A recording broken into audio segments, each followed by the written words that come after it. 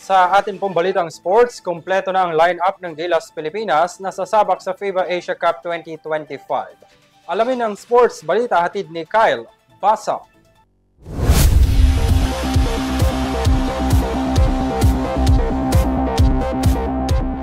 Dumako na tayo sa balitang sports. Naghahanda na ang Gilas Men's National Team para sa matinding bakbakan para sa FIBA Asia Cup 2025. Ayon sa Facebook post ng Samahang Basketball ng Pilipinas, sinimulan na nila ang pag-ensayo as a team sa Jeddah, Saudi Arabia.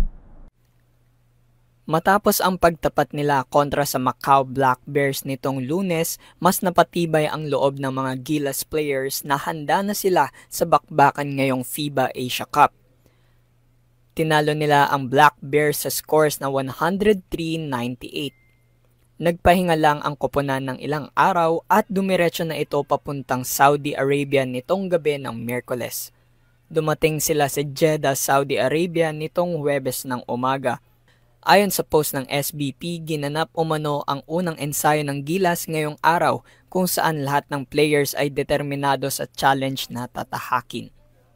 Ang Final 12 lineup ng Gilas ay pinangungunahan nina AJ Edu, Calvin Oftana, Carl Tamayo, Chris Newsome, Dwight Ramos at Jamie Malonzo. Kasama din dito sina Japet Aguilar, Junmar Fajardo, Justin Brownlee, Kevin Kiambao, Scotty Thompson at CJ Perez. Ang head coach naman nila dito ay si Tim Cone.